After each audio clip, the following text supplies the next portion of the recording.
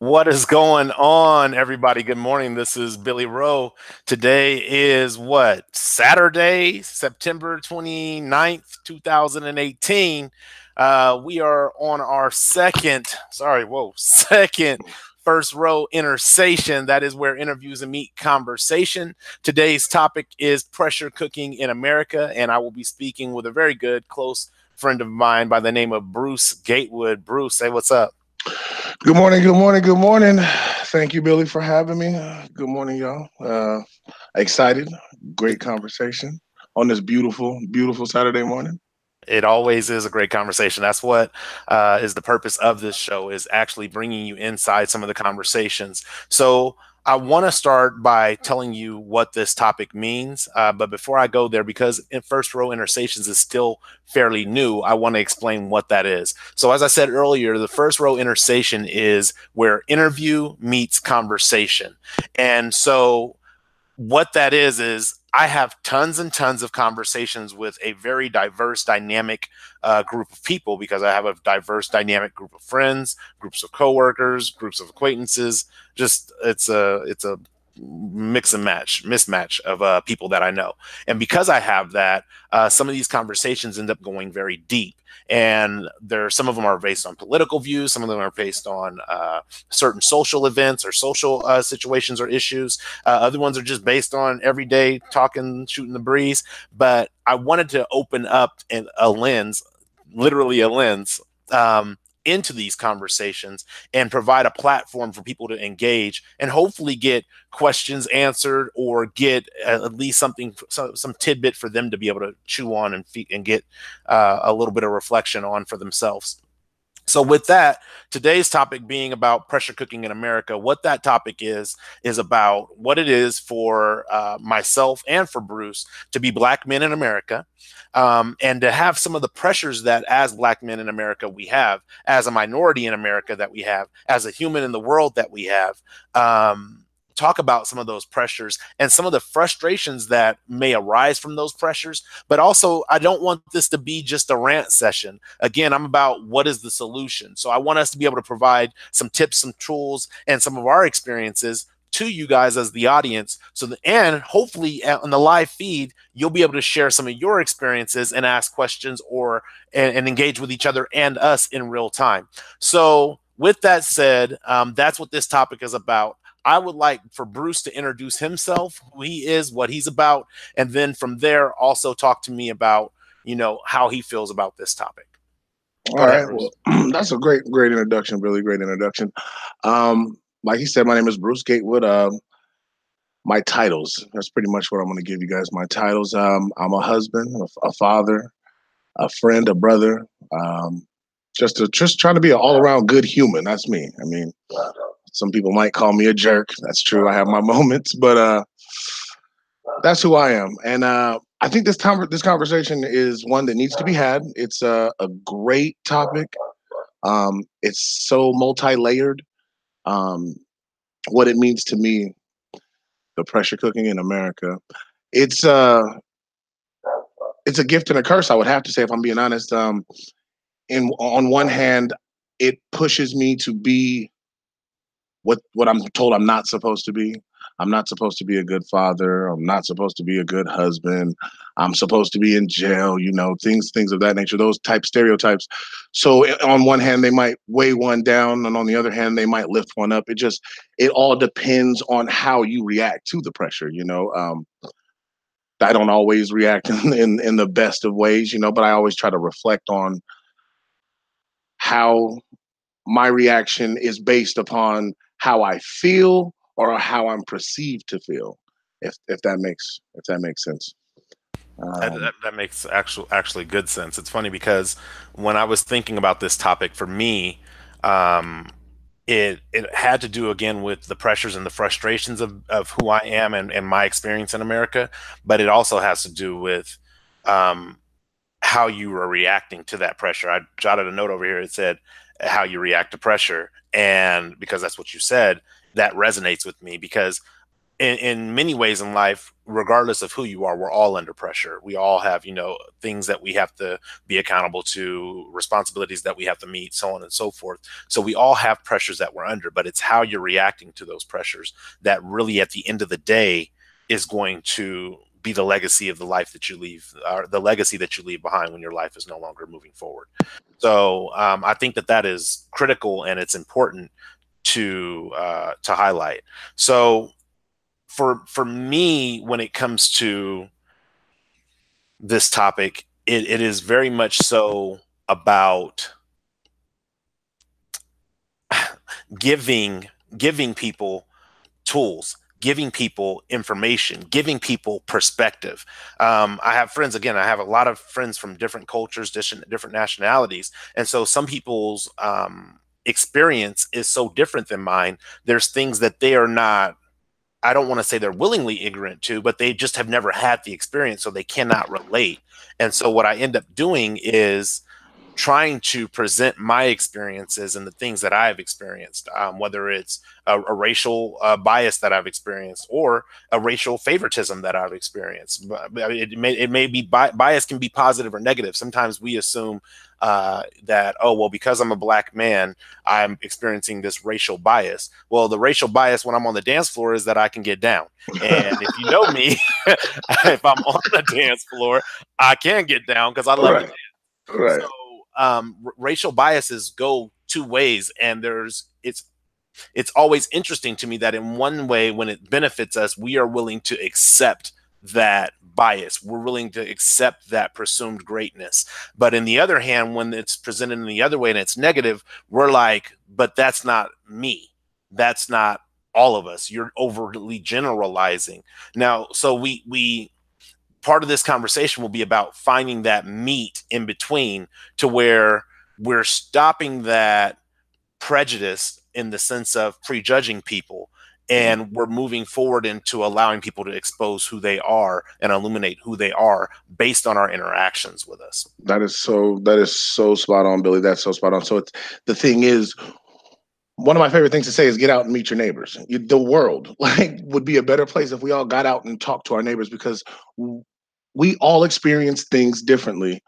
So with our experience, if we don't allow ourselves to understand other people's experiences, we'll only know what we experience, and then we'll gravitate towards people who only agree with us because they've experienced the same. It's like eating, you know, ice cream every day and then wondering why all your friends are overweight because you're gravitating to the people that only eat ice cream every day type. So I had wrote down take advantage of teachable moments. But in the world we live in the climate and how crazy everything is, how everything's about to divide, it's hard finding people who are willing to be coachable.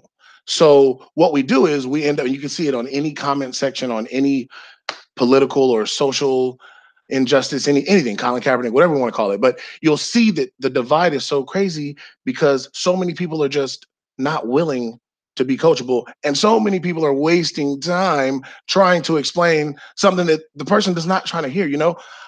You guys on the last one, man, you guys need to go back and check the last week's with Brother Moses. Man, it was so good. But Moses kept speaking about 7 billion people on the planet. There's so many positive people out of 7 billion people. Don't waste your time on none of the negative.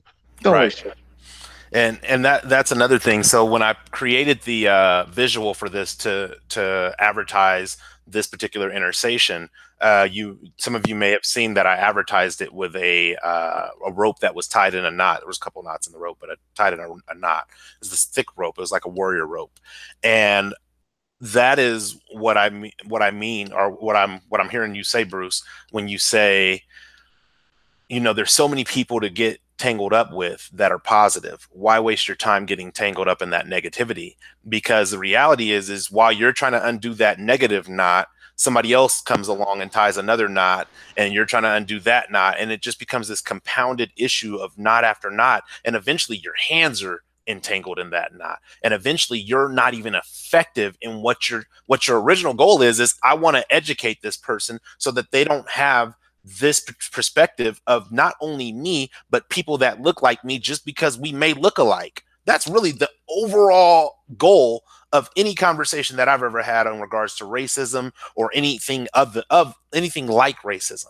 So if that's my overall goal, I don't have time to get overly entangled with people who have chosen that their goal is to argue their point rather than try to hear what I am saying. So don't waste your breath, don't waste your words, don't waste your energy, and really focus on those people who are trying to come together. I got to have dinner with a friend from high school yesterday. I haven't seen him since high school, actually.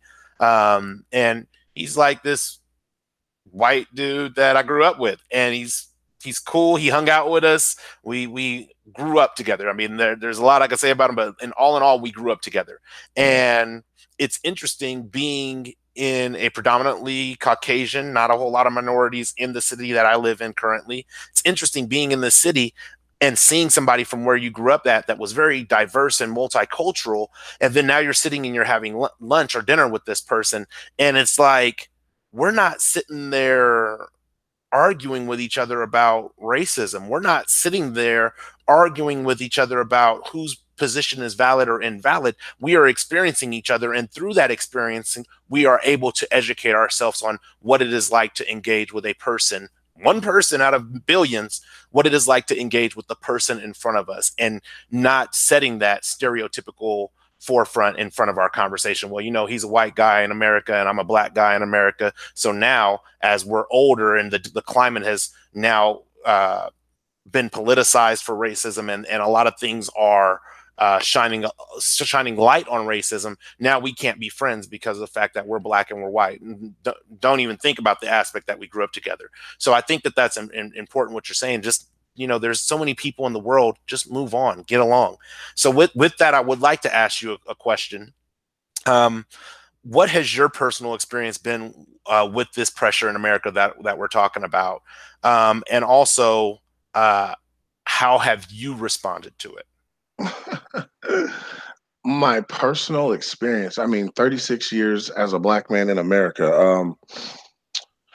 My experience. I mean, some experience have been positive, some have been negative, and if I was being honest, which I always try to do, it's been a lot more negative than positive. But the thing about it is, um, I find a way. Actually, I know exactly. I'm not gonna say that. I didn't find a way. My grandfather instilled it to me. He was born in 1924, so the stories he's told me about straight up, you know, people being the world being a certain way, looking at black men a certain way, I mean, he's seen some of the craziest stuff. And after every story, he would tell me, you judge a man by his character. You do not judge a man by the color of his skin. Everybody is everybody is good until they show you otherwise. And it doesn't take long. He always said it never takes long. It doesn't take you long to see, you know what I mean? So Right. that has guided me through this crazy world. I mean, what haven't I what haven't I what haven't I been through, to be honest with you? I mean, I've been on my own since I was 15, so I've seen a lot of stuff. You know what I mean? I've had a lot of chances to perpetuate the stereotype. I've had a lot of chances on that road to go left, but I think what keeps me going right is keeping good people in my circle. Shout out to just all of you. I'm not even gonna name you because I don't want to forget nobody and get in trouble. But keeping good people in my life, being open to everybody else's experience, being okay. Here it is. Understanding why somebody might not understand what I've been through, or understanding why I don't understand why they don't understand. Does that make sense? I'm sorry, y'all, if I'm It's rambling, it's but okay. No, I feel what you're saying. It's what I call putting yourself in a third party perspective. So instead of being so much about, and this is why I said I don't want this to be ranting, is because it's not about, well, they just don't see things my way. It is about putting yourself in their position the best that you can, because you haven't walked in their shoes, so you can't 100% sync with what their position is, but trying to put yourself in their position from their perspective and then look at you objectively. mm, And mm, so when you do that, what that allows you to do is it allows you to be in a mindset where now you're not defending you, you're observing you. Where we get, I think, tangled in a lot of these racial conversations is we go to defense. Yes, I will use a prime example of this because it frustrates me, and it's the thing that drove me to stop watching football. I like to watch football. I can't say I love to watch football, but I liked watching football. But once everything happened with Kaepernick, and seeing that, okay, here's a person who sees something that's taking place, and he has decided that he wants to protest that. Okay, well, what is it that the man is protesting? I'm taking myself outside of Billy at this point. What is it the man is protesting? He's protesting police brutality against a specific group of people, but overall police brutality, because all it takes is one specific group of people to be brutalized by a law enforcement agency. I'm not saying all law enforcement agencies, but a law enforcement agency, before they start running out of people to brutalize, and they got to start dipping into other categories. So I see this, and I watch somebody hijack what that is about and say, no, you are not sitting because of this. You're sitting because you don't like this flag. You're sitting because you don't like you don't like our veterans. You're sitting because of everything other than what you specifically let come out of your mouth and said that you were protesting for. That is why you are sitting. And so I had to come to a place where, okay, objectively, I look at that. Objectively, inside, I enjoy football, enjoy watching it. But when I pull myself out from a third party perspective, I have to look at Billy and say, well, what do you value more? Do you value football more, or do you value justice more? Well, for me, I value justice more. And it's not just justice for my people, it's justice in overall every aspect. So if I value justice more, and I feel like an organization is coming against the attack of one of my values, one of my core values, then I cannot reasonably align myself with that, because looking at myself from a third party, I then become a hypocrite. Okay, and it doesn't mean that people who are watching football, in my opinion, are hypocrites. Right. That is my personal beliefs, and I don't project that belief onto others. So go ahead, brother. So let me ask you a question. Being that the topic is the pressure cooker in America, can you just elaborate and give an example of you taking the stance that you took, and then the backlash or reaction that you get when you don't side with, for example, Bill Cosby? That's going on right now. There are a lot of people who are like, oh man, they're just trying to take another black brother down, and this is that, and this is that. And me, I don't see it that way. How do you react when the pushback is from your people, when disagree with something that the majority agree with? Well, I mean, you've known me long enough. Well, I know. I am very much a type personality. I make my decisions based on me, not based on the opinions of others. It doesn't matter whether it's Bill Cosby, OJ, Roseanne Barr, Judge, what is his name? Aaron, I think it's Pernsky or something like that, or Pernsky or something like that. It doesn't matter who it is to me. What it matters is what are my core values. And so I don't mind sharing my core values if asked. I've had people say, so what do you think about this football thing? And I've said, I don't watch football anymore. People actually often ask me who's my favorite team. And my answer often is Billy Rowe is my favorite team, because Billy Rowe gets up and goes to work every day and makes sure that his bills get paid and makes sure that his kids are taken care of. So that's my favorite team, Team Rowe, because he's making it happen. So for me, it's not about, I think sometimes we get into these conversations about race with the overall intent of being right. Yes. With the overall intent of being on that high horse that nobody can knock you off of. And when you take that approach, what you're doing is you're just sitting up to fortify your position. They're setting up to fortify their position, and there will be no understanding exchange between the two of you, because all you're interested in is your position.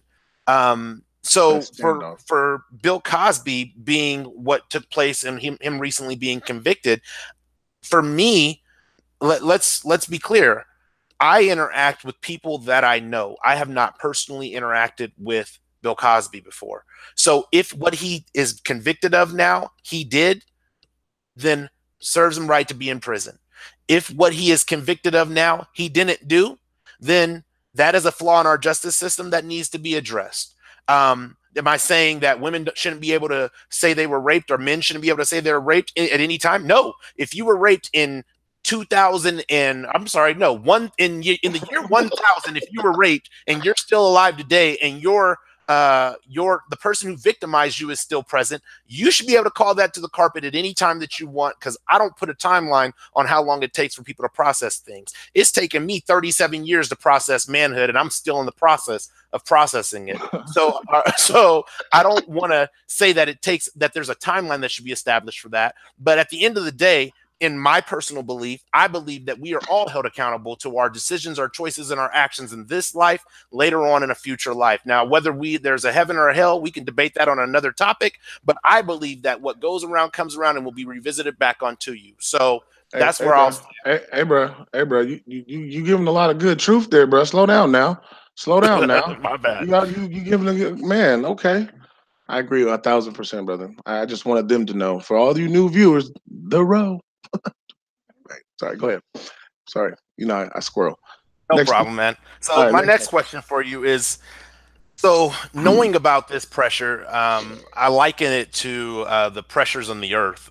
There's pressure that builds up in the earth, and then eventually when it gets to a tipping point, it becomes an earthquake. And based on the amount of pressure that is built up will determine the magnitude of the earthquake that is experienced. How do you remain in today's society? How do you remain functional while being under this pressure as a minority man in America? Um, the best answer would be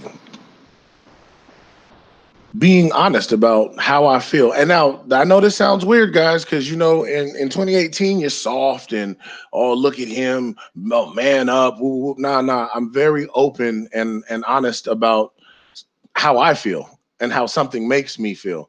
Now, channeling that energy to not react in a way that would perpetuate a stereotype, depending on if the stereotype benefits me. Because, like you said in the beginning, if the stereotype benefits me, you feel me. But so, Right. but and that also that honestly, in the last 15 years, I'd have to say my wife and my children have been the reason why that's been a lot easier. I mean, times are hard. For those of you who know me, I'm in a interracial relationship, so there's pressures that entails as well.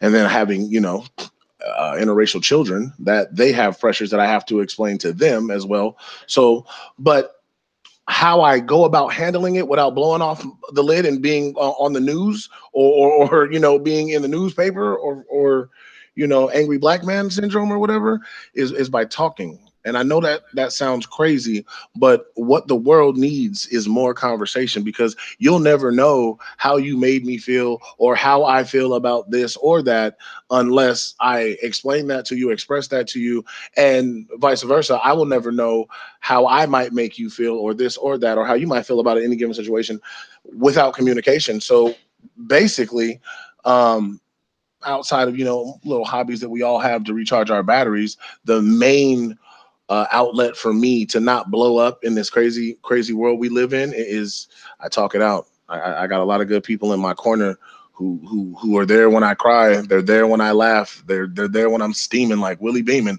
Willie Beeman. Right. So I got a lot of good people, and when I say good people, guys, those who know me know, I don't mean somebody that just agrees with you, bro. Nobody needs that in their life. Oh, yeah, bro, that's a great idea. I call Oh, them yeah, yes man. men. Yes men. Exactly. Yeah. Oh, bro, that's a great idea. Man, bro, your fart smells great, bro. Like, nobody, you don't need him in your life. You don't need her in your life. Keep a diverse group of people who will tell you, bro, you stink, bro, on me. Right. And it's interesting. So you talk about channeling energy and talking, and really a lot of people don't equate channeling energy to decompressing. When you're in a pressurized environment and you're struggling, I'm going to take my headset off for a little bit, but you're struggling to clear your ears and you're trying to pop your ears to get the pressure off of you. It's an act to attempt to decompressor or to decompressorize your ears so that you can have relief. When you're in a pressurized environment, i.e., for me right now, and for many people right now, as America is a pressurized environment. It's very racially charged. It's very politically charged. It's very elitist charged. There's a lot of different things that are taking place in America right now, if you're paying attention. Yes, sir. And I don't mean just paying attention by watching the news, because they'll give you all the negative things and none of the positive things. Mm. But when you're channeling that energy, sometimes you have to channel that energy to a act of decompression, like intentional decompression, getting a piece of gum in your mouth and chewing so your ears will pop. That is an aspect for myself when it comes to being in this climate, that I can't make every negative experience that I have be about one thing. So I was in Vegas recently, and I was in basketball shorts and a t-shirt and some tennis shoes, and I was running in to grab some food, and I happened to like I wasn't running full speed, but I was just like jogging in to get some food, and a security guard I happened to jog past kind of stopped me. Hey, sir, are you out exercising tonight? And I'm like, who the heck comes to Vegas to jog on the strip? But I was like, no, I'm going to get some food. Now I could easily say, oh, you only asked me that question because I'm a black man and I'm running in Vegas. But I didn't feel that sense of energy from him. I have to also take into account other things that have taken place in Vegas. They're coming on the anniversary of a shooting in Vegas, and so they might be at a heightened sense, a heightened state of alert. And being able to say that wasn't racism, that was just concern and heightened sense of awareness and an alertness in the safety and being concerned of the safety of the overall population. I have to be able to discern the two of those. But if you're walking around and all you are is pressurized, eventually you're like a teapot with no vent. You're not even going to whistle. You're just going to pop off at somebody. And their intent was not even a racially charged intent. But what you have done is created a racially charged experience for them to now reference when they are projecting that stereotypical information onto others that may look like you or appear to be like you. So I think that's really important what you said, as far as having that channeling of your energy and talking it out. And sometimes talking it out is just talking it out with yourself, because that's what I did. Well, that story you just shared is fantastic. And further to your point, mastermind meetings, my place to decompress. What a wonderful place. But there I met a man. I want to say his name was Sean. I'm terrible with names, but he said something one day, and I wrote it down. It's in this book sitting next to me right now. He said, "Was this done to you, or was this done for you?" The day he said that, it just, sometimes you hear certain things, and that's why it's good that you talk, and it's good that you share your experiences, your feelings, your everything, because you never know who you might help. But Brother Moses said it last week. I just, if I help one person, I want to help a million, but if I help one person, I mean, I'm winning, right? So, Right. but Sean helped me that day, bro. Was this done to me, or was this done for me? I shared that with my children. If you stop and ask yourself that question before you react, that's another one of them tools that I use to not, go angry black man syndrome. Right. So I think you're kind of tipping into my next question. And by the way, we're at about 24 minutes right now. But you're tipping into my next question, which is, how do you address the contrast? So when I say contrast, back in the day, I played Nintendo. And so the TV had the contrast button. You could make it brighter or darker depending on what you needed for the game. But how do you adjust the contrast away from your skin color? And when I say skin color, I also mean the stereotypes that come with that, the assumptions that come with that. How do you adjust away from that, or you adjust your contrast away from that, and more so illuminate the quality person that you are as an individual? Oh man, what a fantastic question. Here you go. How do well, sometimes it's hard. I'm human, you know what I mean? Maybe I'm too sensitive or too emotional or whatever the case may be. I just try to, base it down to the fact that I'm just human, and some days are just worse than others. Some days I feel like I am a part of these stereotypes, like I'm a part of the problem. And now it's weird for those who know me. I mean, I ain't the best dude. I ain't came home alive to. I'm not the best guy, but like I'm pretty solid. I'm decent. I'm a father, a husband, and all this stuff. I do what I got to do. But like sometimes I don't feel like it's enough, man. Sometimes I have my days where it's just like the contrast is black, bro. I can't get the brightness to come. I can't turn it up, bro. We ain't playing the game today. Right. You know what I mean? But how I combat that is honestly like, and it sounds weird because I'm not a real rah rah me guy. I don't, pump my shoulders, up to the sky. That's not my thing. But some days I really got to get in there and just dig in and just tell myself, bro, you are great. Mm, You are awesome. You're breathing. You're doing what you need to be doing. You are loved. You know what I mean? And it's weird. I know this sounds weird, but it's the truth. Sometimes you don't need cheerleaders. You don't need yes men, but you do need to be your own cheerleader right. because there's no, that's the one person you can't escape. Like nobody knows me like me, no matter how much I share with my wife, no matter how much I give to my children, no matter how much I give to my brothers and my loved ones.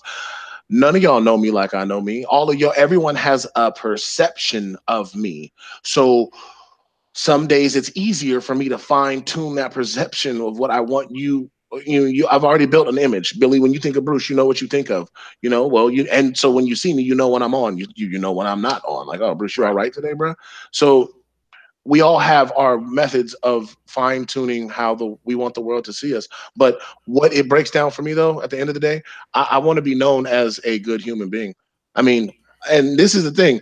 I black, white, purple, Asian, Indian, whatever. I don't care about none of that. You know what I'm saying? At the end of the day, I want to be known as a good human being. So, like how, you know, Serena wants to be known as the greatest tennis player ever, not female tennis player ever, not black female tennis. No, no, drop all that. Drop all that. I Right. just want to be known as a great human being, period. Ever. Ever. Right, right. All of that. You know what I'm Right. saying? It's funny because what I hear you saying is being in tune with what your legacy is, being in tune with what footprint you're leaving behind. And it kind of like if you go to like our in California, I think they have it out here as well, but in California we talk about our metric tons of pollution per square inch or something like that, and it's the pollution footprint that California produces across the nation and in the world.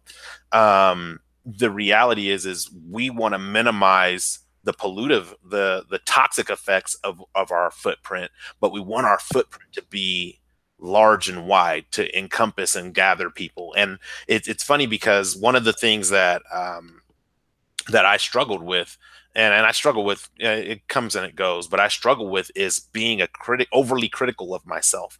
And I remember before I even got to the point where we are sitting today and engaging with each other in conversation, to hopefully inspire and provide tools to people. Before we even got to this point, there was a point where I was just talking to people and having conversations that transcended into, okay, now I'm actually doing inspirational speaking. And I remember at the boss that I was working for at the time, when I had taken some time off to do a speaking engagement, he was like, huh, I don't see you as that inspirational. And it hit me, but it like didn't like hit me to the core. And the reason it didn't hit me to the core is because I have that understanding of myself. I understand that before you can even come to criticize me, I have already criticized multiple aspects, probably multiple times the same thing in and of myself. So I've already overcome the I'm not inspirational conversation. So you don't get the ability to, with your words, drag me back to it. A lot of that is what I see happening in this pressure cooker is a lot of people want to drag you back to certain things, or a lot of people want to neglect and not acknowledge certain things because they don't want to be drugged back to those things. And hey, if it floats your boat, it floats your boat. Either way, I'm you for it. You like it. I love it. I don't care about that. But what I do understand is when you take the things that you don't want to be drugged back to, so we'll go back to inspiration. If I take inspiration and I say, I don't want to be drugged back to when I was not inspirational, it's not a reflection of me saying, well, there wasn't a time that I wasn't inspirational. Trust me, there was a time where I was not inspirational and Billy was not the person that you even wanted to remotely resemble characteristics of. But I'm okay with not going back to that because I have reconciled that within myself. And I feel like being in this pressure cooker, there are a lot of things that you have to reconcile within yourself Mm. in order to maintain the integrity of your ship, i.e., yourself in the pressure. So I think that's critical. What you're talking about, that internal perception that you have of yourself, but it comes from taking the time and investing in who you and knowing who you are. So that way, when people try to distract you with who they think you are, you're able to come right back on course with, no, that's not who I am. Right, right. Fantastic. Um, Fantastic. Another question that I have for you here. Um, actually, it's not a question that I have here, but it's something I want to ask you about. So, what is your take on situations? So I mentioned earlier Roseanne Barr. I also had Aaron. It's Persky. That's what his name is. There's also a Carolyn Maloney, I think is her name. With these people that come forth are not come forth. Let me. That's being too generous. That get caught Mm. in racist, prejudiced, whether it's in social media or whatever it may be in. And then when they are held accountable to it, which I'm starting to see a little bit more frequently now, is that people are being held accountable to the words that they use, which is good. But when they get caught, they come with these apologies. Oh, bro. Oh, bro. What are your thoughts on that? Bro. Okay, so check this And out, and bro. anybody in the chat, what are your thoughts on that? Hit us Bro, live real quick. that is so hilarious. In Lodi, a barbershop in Lodi had a Colin Kaepernick doll, and I'm not going to embellish the story because I don't remember if that was true, so I'm not going to add that. But either way, had a Colin Kaepernick doll in a noose hanging from the front of the barbershop, bro. And what he said was, "Oh, I," he said, "I didn't know that wasn't okay. I didn't know that was I didn't know that was offensive. Hmm. I'm sorry. I know better now, and I've changed my ways. I now know. What do you say? I now know that was wrong. What are my like? What are my opinions of that? I can't even use those words on these airways. I think it's foolish. I think you know what I think it is. I think it's terrible parenting because Hmm. I have children, and children are the ultimate. I mean, parents, you know, we are Van Gogh. Some of us, Yeah, Picasso. You know, what I mean, we are the ultimate painters. You know, and because children are the ultimate canvas, they come out blank. They come out blank. All that, all that is taught. Hate is taught. So I don't feel anything, to be honest with you. I laugh. It's funny at this point. I used to get really, really angry. I used to get really angry. I was one of those guys that wasted his energy. But now it's funny, bro. I don't. What the first thing I think of is your parents, your grandparents, your cousins, your nieces, your nephews. How much hate is in your family is exactly what I think, to be honest with you. We're all adults. It's all by choice. I tell my kids that every single day. You know what you're doing. Humans have a great. See, humans we're fantastic. This is the thing. We do exactly what we want to do, and then for everything else, we have a million excuses. So it's all by choice. At the end of the day, that's in your heart. You know what I mean? Your true colors always come through, and that's why I'd say don't waste your energy. You know what I mean? You know who these people are because everybody who loves you has seen the real you, and even people Right. who don't know you in your worst moments, because that's what social media does. Social media is the new three-way calling, but I'm gonna be on mute. Hey, my boy Billy, you like my boy Billy? You on mute? She don't know you on the phone. She telling all the business. But anyway, that's what social media is. Social media gives you the platform to show who you really are, and there's no repercussion. Okay. I feel that. And it's funny because you say that's what social media is, but I think probably what's happening now with social media is a lot of those backwater channels, like you said, that people were closet racists or closet whatever drug users. Don't matter. It can be whatever. You Right. can be closet whatever you want to be. Doesn't matter. It's a lot of it is being now exposed faster because I think if I could say I have a favorite one was the lady who said the NFL baboons needed to just play ball or the white people would stop paying their salaries. I thought that was a phenomenal comment by her to say. But the problem is she didn't think it was a phenomenal comment for her to say, and that's why she said it under a fake profile. And then what happened was the person who was really okay with the comment at the time, or maybe felt uncomfortable with it, but not uncomfortable enough to call her to the carpet on it. Um, she or he or she, I don't know who it was, decided now that we're funking and we have a problem with each other, I know what I'm gonna do. I'm gonna bust you out. And oops, now there's a light on what you're doing. I can tell you right now, for myself personally, these apologies are unfelt, and it goes back to a video I did I think a year ago or so, where I said I don't typically just say, I'm sorry. I'm not a sorry individual. I am a Mm, very high quality individual. I will apologize, but I will apologize for what I have specifically done. Even if I don't feel it's wrong, I'll apologize that it offended you if you've taken it in that manner. I don't be like, I'm sorry. No, no. And so when I hear, I'm sorry, I'm not that person. I have 4 friends who are black. I have 5 friends who are black. My daughter is married to a black person. My brain says, well, you may not like them either. I don't know why you would think I would think all of a sudden that they're your pass on the words that you allowed to come out of your mouth that were generated in your heart, processed in your mind maybe for 2 seconds and then came mm, out your mouth. Not mm. my fault. So by about January 15th of every year, I am done accepting apologies at the beginning of the year. No more apologies. Right. Save. You can save all those. I don't need none of those. That's funny.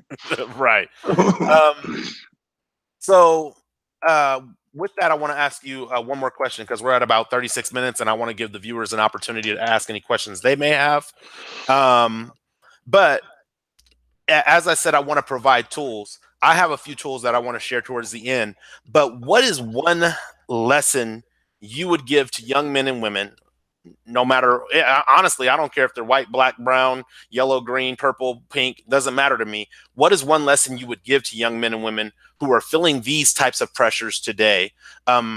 Because I feel like there's a lot of rhetoric out there on what's happening and what's taking place, but there's not a lot of solution conversation taking place. So what is one lesson that you would share with them, or one tip or piece of advice you would give them to help process within this pressurized environment? I got a 14-year-old and a 12-year-old, so I'm giving this advice all the time, all the time. Um, and it's pretty simple, but it's not simple, and it's what I wish I'd have heard when I was younger. But the pressure's never gonna stop. It's it, I don't know. There's no the pressure stops when you die. There it is. That's when the pressure stops. When you are no longer here. So the best thing you can do is get to know who you are. Figure out self, because you can lie to everybody. I can get on Facebook and tell y'all what my life is fantastic. Boy, I can tell you all kinds of fantastic stories that aren't true.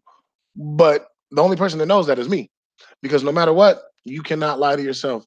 So know your weak points, know your strong points, focus on what you're good at, practice at what you're not good at. Know thyself. I mean, that's the message every parent should be giving their kid.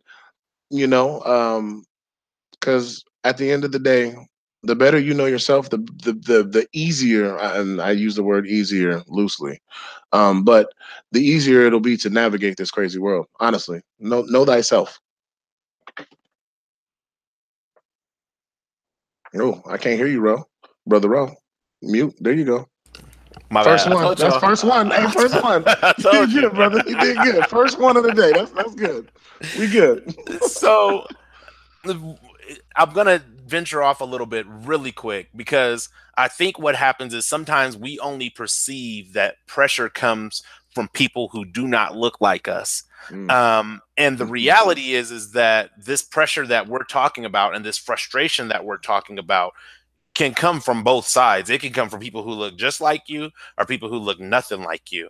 I want to talk about the people who look just like us for a moment because I think I read a post where it was like, oh, black women are the most racist women there are. Black people are the most racist people of them all these different things.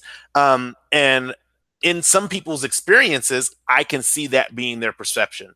There have been countless times, and I believe this is what I believe, but countless times that people have asked me or assumed that the person that I'm in partnership with is white.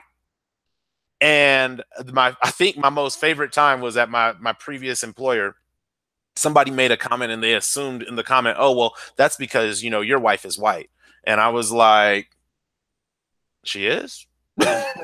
So, um and I was like, "No, she's not." She's like, "Oh, well, I just assumed." Well, why did you make that assumption? And when you start having people to have to listen to what they just said, and you ask them direct questions, they get to backpedaling. Well, I just figured because, how you are. And so now, because when you just said figure out yourself, now because I know how I am and who I am, Right. let me tell you my definition of me, and you tell me why that makes sense to you. Well, why? Because I'm articulate, because I'm Mm. professional in a professional environment, because I dress well when I'm at work, because I believe that putting your best foot forward and having a strong work ethic is important, and people perceive me as overly educated when all I have is a high school diploma and I've read tons of books since then. So if that's what says that I am now only qualified or only attracted to white women, then that says nothing about me. That says how you feel about yourself. Mm. So why do you feel if I'm an educated black man, I wouldn't want to be with an educated or a smart black woman? Now, here's the caveat. I'm gonna be honest. If I like you, I like you. You can be Mexican. You can, well, right now there's a Latin vein going, but you can be Mexican, you can be black, you can be white, you can be Asian, you can be whatever you want to be. But the reality is that if I like you, and it's beyond just the color of your skin that I like you for. What do So you think? What do you think? Where do you think that comes from? Like, why? Well, not what? Why? Why is it that? Oh no! Here's the question, or here's the comment because I already know the answer. You know when they don't. You know when they don't think that. That's when when you're angry. Have they? When you're ah! angry. When you're angry. You know what I'm saying? When I'm angry, oh, my wife has to be a sister. But when I'm just regular Bruce, just having a conversation, I mean, my wife is white and Mexican, but who cares? When I was accepting applications, that wasn't part of the process when filtering through. You know, when you're trying to hire somebody for the best position ever, and I don't want to rehire, this is, you know what I mean? You know, that wasn't part of the that. But that's just funny. When you're angry, then they never think that, brother. I bet you. I think it goes to the concept of um, when you are typically a Caucasian male in a business environment and you decide to show, we'll say, show ego, people typically perceive you as a A-type personality, assertive. When you are a woman and you are an A-type personality and you decide you want to show ego and really put your foot down, people perceive you as bossy, Mm-hmm. um, Demanding. when demanding, Mm-hmm. emotional. Ugh.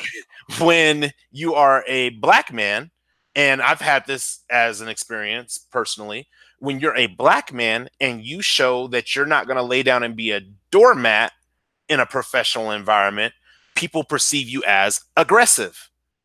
So, how be it in, let's say, the similar circumstances, all circumstances being equal, that one person is perceived as assertive, one person is perceived as bossy and emotional, and the other person is perceived as aggressive. And I, I'll share a little bit of the story because we're actually almost out of time. But I actually had a person who I worked for who was coming for me like with everything they had, talking super disrespectful, and just, I tell people all the time, like, I know I speak well, but you have to understand the neighborhood I grew up in. If you talk to me a certain way, you're going to have to prove to me that you can back up every single word that you say. Period, point blank. So the person's coming for me, and really what the issue wasn't just how they were coming for me, it was what they were coming for me about. They were coming for me about my work ethic. And so after they got done coming for me and found out that they were completely off base for their accusations, I came back at them and said, hey, I'm okay explaining my work ethic one time. After that, you question my work ethic again, I will no longer work for you. Why? Because I have a value of myself. I understand what I bring to the table in every organization. The organization that I previously worked in, I still get calls from today, and I haven't worked for them for a year, asking me for questions and help for things that I really don't have to help them with because I don't work there. But I help them. Why? Because I'm a high quality individual. And I believe that if somebody has taken the time to reach out for help and they've swallowed their pride pill because they said, look, I can't get this, but I know Billy Rowe knows the answer, and they come to me and ask for help, then my job is to provide that assistance if I'm in the position to provide it. That's how I look at it. Now, there's some people who may come to me for help and I will charge them a hefty fine, i.e. a consultant fee for it. But other people, they just come to me and they ask me questions and I answer them and we move on. So, um, before I get you onto the next one, before I get you to the next question or next part before we wrap up, I want to encourage the people who are watching live. If there's a question or a comment or something you want to contribute to the conversation, we got about 15 minutes left. Please, please, please, please, please engage, because this show is designed to be interactive with you and with us, so that we're all able to grow from this experience. I don't want this to be a one-side conversation. I don't want this to be a two-side conversation. I want this to be a complete group conversation. So please, if there's a question that you have now, please type it in the live chat feed so that we can address it before the end of the show. But with that, Brother Bruce, I want to ask you, because you and I are both kids of the 80s, and growing up in the 80s, we were still very much in an outwardly expressed racial environment at that point. So it wasn't as strong or potent as maybe the racism in the 60s and the 50s and so on, but we were still very much as a country suffering from this element of racism, of outward racism. Do you have any experiences that you have had in dealing with racism during your childhood? Because I want this show to be also something that children can look at and say, well, how does that apply to me? So that they have a means to apply solutions to their situation as well. Do you have any situations where you've experienced racism as a young African-American child? I mean, not like 5 or 6, but like 10, 11, 12, 13, 14, 15, that you've experienced that you can share and kind of walk us through how you got through those moments? Well, that moment. I mean, nothing that was like, I think, man, I'm not going to be I don't have a good answer for this question, Billy, to be honest with you, because nothing that I wasn't prepared for. I'm telling you, my grandfather was drilling these stories and molded. I didn't understand until I had kids what he was doing. I didn't get it. Oh, grandpa, another story. And they're always terrible. I'm like, why are you always telling me these terrible stories, bro? Like, you want me to cry right now? Like, what's going on? But what he was doing is he was preparing me. He was giving me the tools to be ready for the world even. So, I mean, I hate I mean, but to be honest, every situation that I encountered, I was already ready for. I mean, and it was never anything drastic like, oh, I didn't get the position on the baseball team because Johnny got it. It was never anything like that. But, you know, have I been called the N-word and kicked out of the grocery store? Yeah, you know what I mean? Because I'm in there with the food stamps. And this back in the day when the food stamps, Was it paper was the the paper book? food stamps. You got to pull them out the book, but grandma ain't gonna send you with the whole book. So the Right. cashier mad because I'm in here with a couple loose ones and stuff, just trying to get the bread. Right. So, and get out of here, you little, N-word and all that. So I mean, but honestly, that I swear that shaped me. That made it okay for my children to be born. You know what I mean? Again, I'm with a white and Mexican woman. Like, you know what I mean? According to the stories and just not according to the stories, but just based on the stories that I was told, I probably shouldn't have any other friends that I have if I were going to be that human. So honestly, I guess I would say for children, I don't know, Billy. I don't have a good one for that one. You know what I mean? All right. Because all I do with my kids is give them the same examples and the same stories. And when these situations happen, I mean, from the shooting of unarmed black men to Sandra Bland to just when all of these stories, come on, kids, sit down. I mean, we talk about everything. So more importantly, I guess what I can give to you parents is do not shy away. Don't let your kids go and find out about what's going on in the world on their own. Right. Already have a base, a foundation, a strong one of conversations with these kids because they're going to go find out the information anyway on anything that they want to know. So it would be good if at least they had your perspective on it. At least, well, my dad thinks this or my mom thinks this. You know what I mean? So Right. Really teaching your kids to be independent thinkers and yeah. I mean, you honestly, you hit it when you said being prepared, like being prepared for life in all aspects, professionally, spiritually. I mean, even if you're an atheist, be prepared spiritually. Mm-hmm. I mean, know thyself. You know what I mean? Right, right. So somebody, I think somebody said that earlier. As a matter of fact, know thyself. Um, so be don't allow your children to miss out on the education that you have to offer them because of the fact that you want them to think that the world is viewed through rose lenses when it's not. Because what's going to happen is they're going to go out there and they're going to experience the real world, and then all of a sudden they're like, wait a minute, I didn't know people were mean. When did people Right. start being mean? That's new. Mm-hmm. No, it's not. It's been there for a long time. We used to bag on people all the time, and we didn't consider it bullying. We just consider it capping. And if you had the lingo that could go with capping, then you were smart and you're quick, and it made you better and smarter to throw out your mama jokes. Nice with it. Nowadays, it's like, wait a minute, they're bullying, and it's not that there's not bullies. There was bullies when I was a kid growing up, but in my world, my mother was very concerned about me being bullied because I was coming from a very proper kindergarten, and so I had a good use of my vernacular ability into a school that was in the neighborhood that I grew up in, that was the school that my mother went to when she was a kid. And now I'm going to it. And she's like, these kids from this neighborhood are going to pick on my son. So my mother just said, look, you don't have to let anybody pick on you. If somebody puts their hands on you, you can fight them. And I was fighting everybody. It was like, oh, Yes. my mom said that when the time comes to defend myself, I have the right to defend myself. Now, my mom later told me as an adult, I kind of wish I would have gave you some like prerequisites to defend yourself, because like it was like, if you hit me soft, I'm hitting you as hard as I can, and if the fight's not over until one of us loses. But that lens that my mom put in front of me was like, it told me to be prepared. People are going to try to pick on you because you're different. People are going to not like you and test you. And so you have to be ready for that test. Now, that test doesn't always have to end in violence. That test can end in walking away. You know what? It's clear to me that right now, whatever you have going on in your life may not even have anything to do with me. You're not going to be able to hear me. So I'm not going to waste your time or my time trying to convince you otherwise of your opinion. Have a good day. And walk away. So with that, I got a few minutes left. I want to go ahead and give these tools.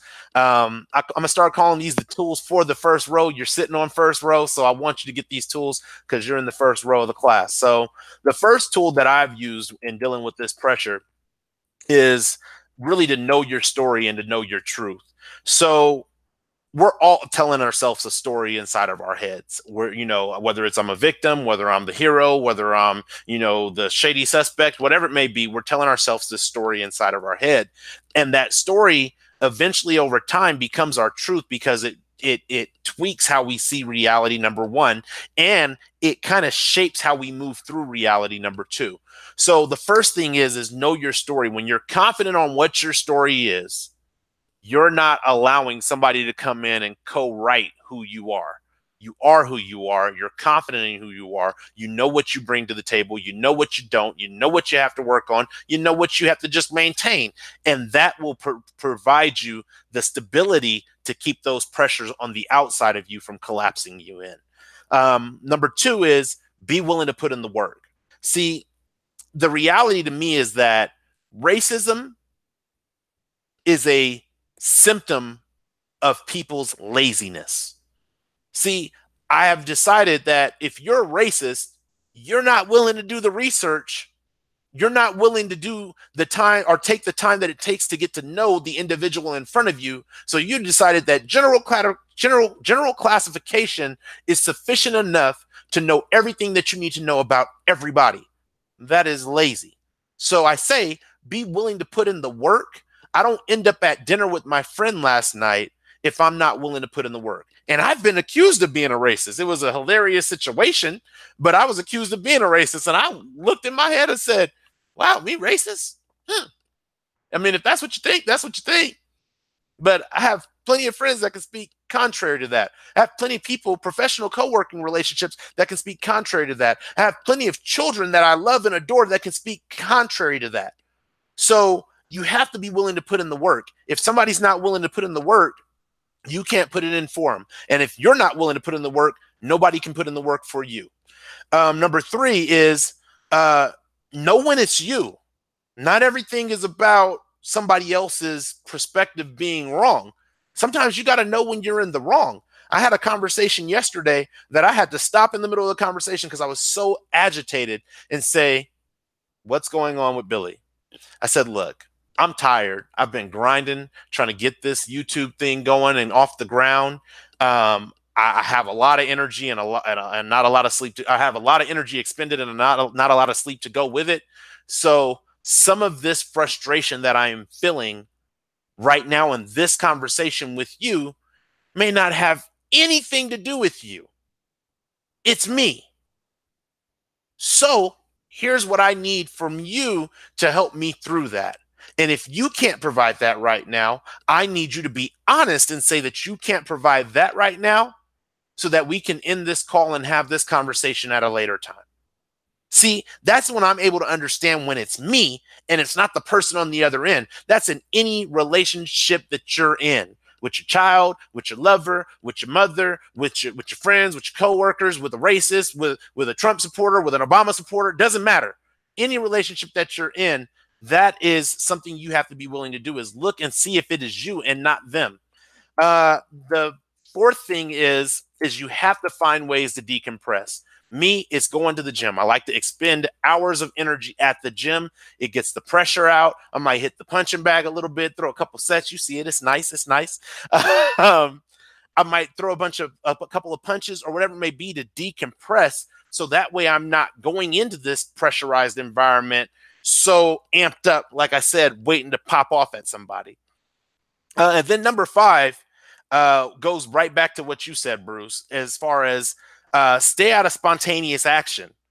If you haven't thought your action through, there's times where you're going to have to be spontaneous.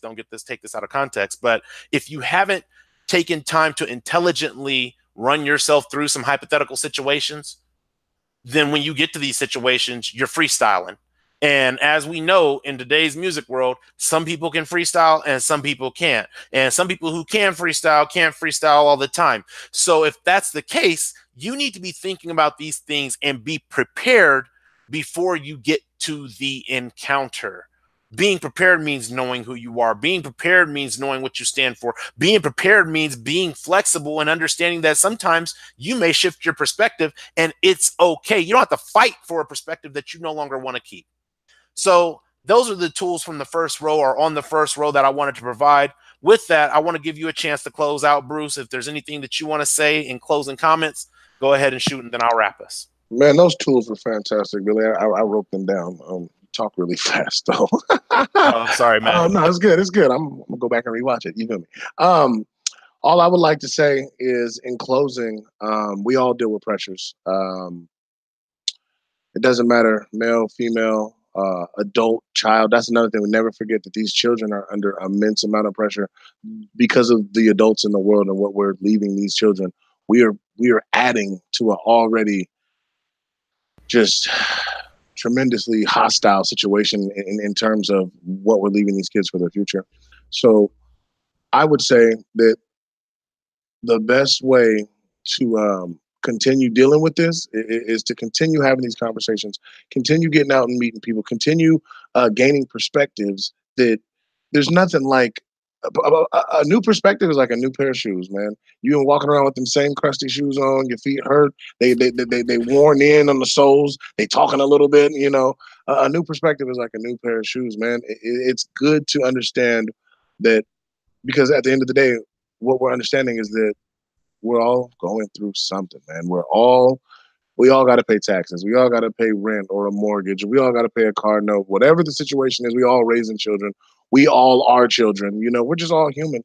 And so the more that we can get out and actually share these experiences have these talks and gain these perspectives, that is how change comes about. I think that this conversation was fantastic because we're not ranting, we're not raving, we're just sharing experiences and gaining perspectives, man. And that's what it's like to be human. You should be doing that until you're in a box or in an incinerator. Right, Gain as much knowledge.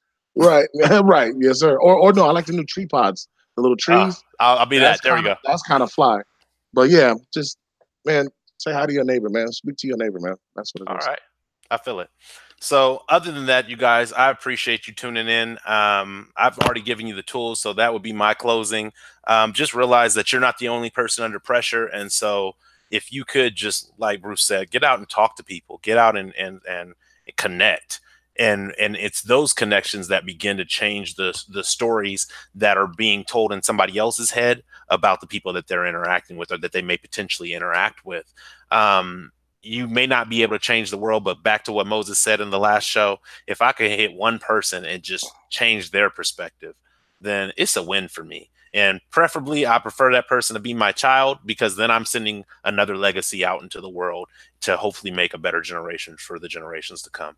Other than that, thank you guys for tuning in to the First Row Intersation. I hope that you guys got total complete value out of this conversation. We will be having the next First Row Intersation on Tuesday at 7:30 p.m. That is October 2nd, and the conversation will be on fatherhood, rediscovering fatherhood. So I hope you guys tune into that live. I always engage with you guys in the chat, and I will also engage with you in the comments if you want to leave a comment on this on the replay. If you haven't done so already, please click the subscribe button below and hit that bell so you know when the First Row is live. Until then, one love, peace, and God bless.